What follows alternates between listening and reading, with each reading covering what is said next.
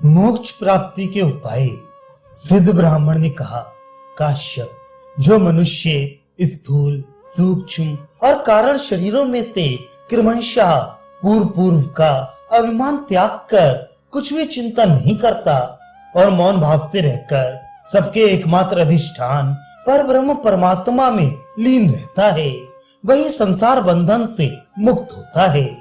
जो सबका मित्र, सबको सहने वाला, मनोनिग्रह में तत्पर, जितेंद्रिय, भय और क्रोध से रहित तथा मनस्वी है। जो नियम परायण और पवित्र रहकर सब प्राणियों के प्रति अपने जैसा बर्ताव करता है, जिसके भीतर सम्मान पाने की इच्छा नहीं है तथा जो अभिमान से दूर रहता है, वह सर्वथा मुक्त ही है।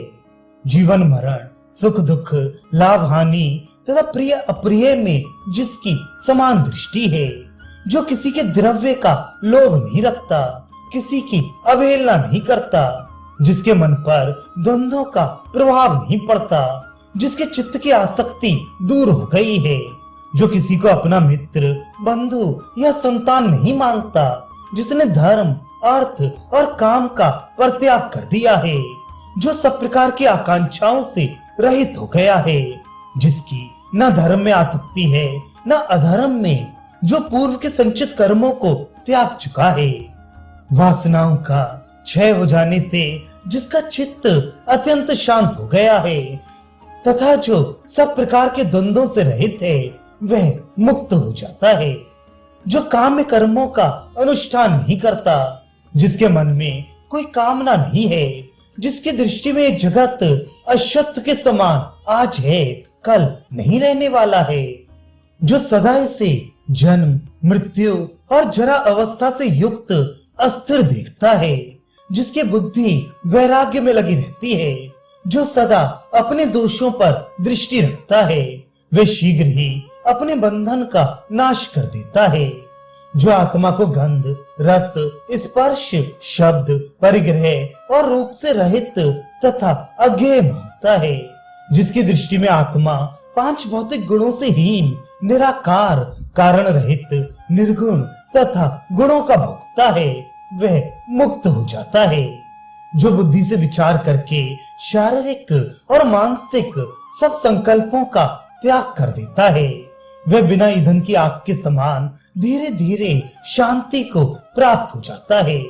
जो सब प्रकार की वासनाओं से छूटकर द्वंद्व और परिग्रह से रहित हो गया है तथा जो तपस्या के द्वारा इंद्रिय समूह को अपने वश में करके अनासक्त भाव से विचरता है, उसे मुक्त ही समझना चाहिए, क्योंकि वासनाओं के बंधन से छूट जाने पर मनुष्य शांत, अचल, नित्य, अविनाशी एवं सनातन परब्रह्म परमात्मा को प्राप्त कर लेता है।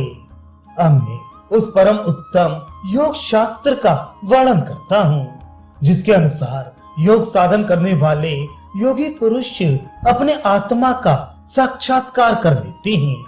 पहले तुम उन उपायों का श्रवण करो, जिनके द्वारा चित्त को वशीभूत एवं अंतर्मुख करके योगी अपने नित्य आत्मा का दर्शन करता है।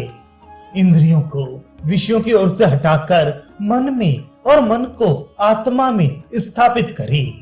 इस प्रकार पहले तीव्र तपस्या करके फिर मोक्षोपयोगी उपाय का अवलंबन करना चाहिए। मनीषी पुरुष को चाहिए कि वह सदा तपस्या में प्रवृत्त एवं यत्नशील होकर योग शास्त्रोक्त उपाय का अनुष्ठान करे। इससे वह मन के द्वारा अपने अंतःकरण में आत्मा का साक्षात्कार करता है। एकांत में रहने वाला साधक पुरुष यदि अपने मन को आत्मा में लगाए रखने में सफल हो जाता है, तो वह अवश्य ही अंतःकरण में आत्मा का दर्शन करता है। जो साधक सदा संयम परायण, योग युक्त, मन को वश में करने वाला और जितेंद्रिय है, वही आत्मा से प्रेरित होकर बुद्धि के द्वारा उसका साक्षात्कार कर सकता है।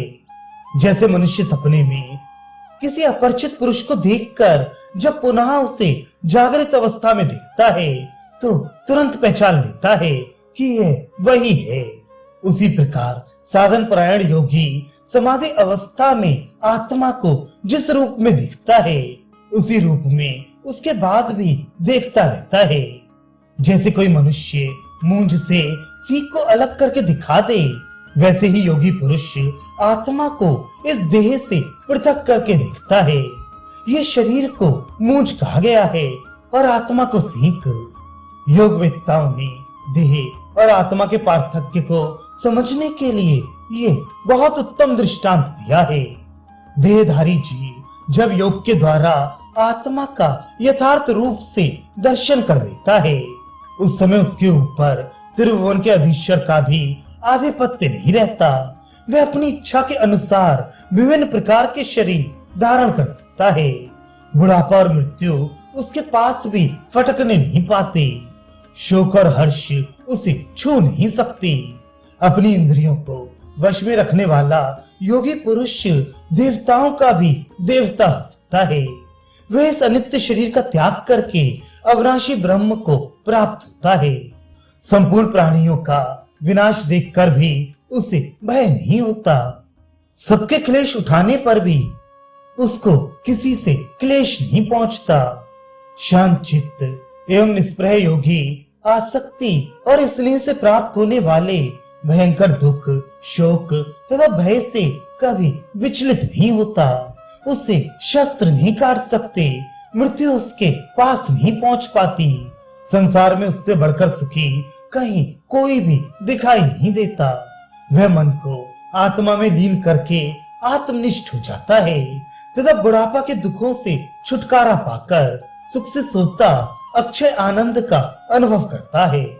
अच्छी तरह योग का अभ्यास करके जब योगी अपने में ही आत्मा का साक्षात्कार करने लगता है, उस समय वह साक्षात इंद्र के पद को भी पाने की इच्छा नहीं रखता।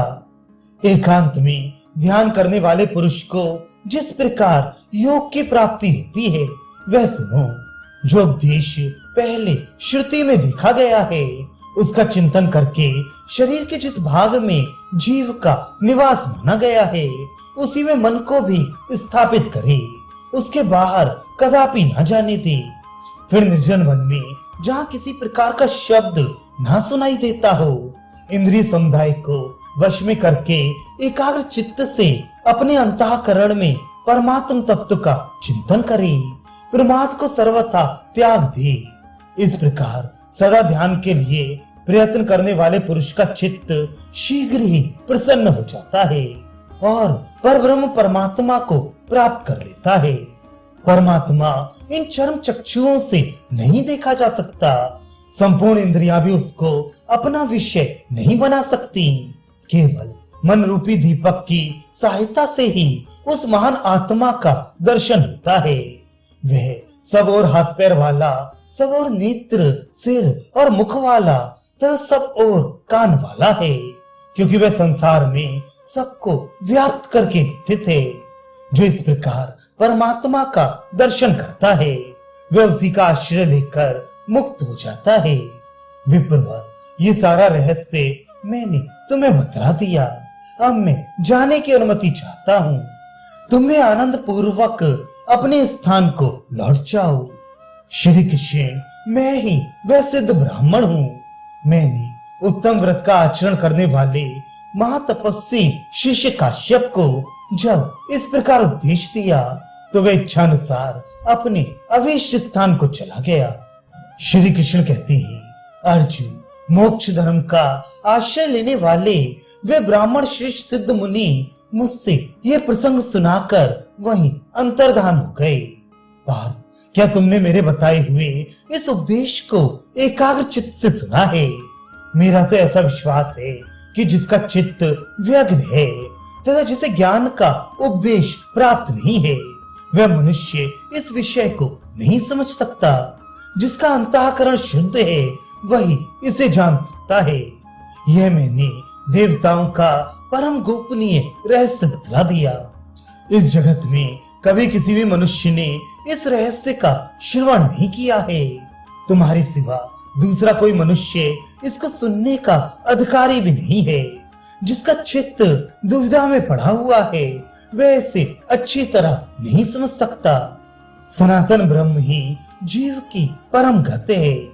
ज्ञानी मनुष्य देह को त्याग कर उस ब्रह्म में ही अमृत को प्राप्त होता और सदा के लिए सुखी हो जाता है।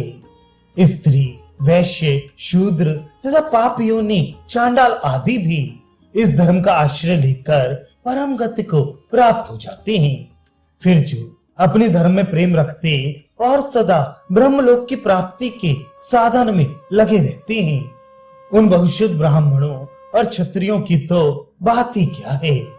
इस प्रकार मैंने तुम्हें मोक्ष धर्म का युक्ति युक्त उपदेश किया है, उसके साधन के उपाय बतलाए हैं और सिद्धि, फल, मोक्ष तथा दुख के स्वरूप का भी निर्णय किया है। इससे बढ़कर दूसरा कोई सुखदायक धर्म नहीं है। पांडुनंदन, जो कोई बुद्धिमान, श्रद्धालु और पराक्रमी मनुष्य लौकिक सुख को सारहीन समझकर उसका परित्याग कर देता है, वह इसी उपाय के द्वारा बहुत शीघ्र परम गति को प्राप्त हो जाता है। इतना ही मुझे कहना था, इससे बढ़कर कुछ नहीं है। जो 6 महीने तक निरंतर योग का अभ्यास करता है, उसे अवश्य उसमें सिद्धि प्राप्त होती है।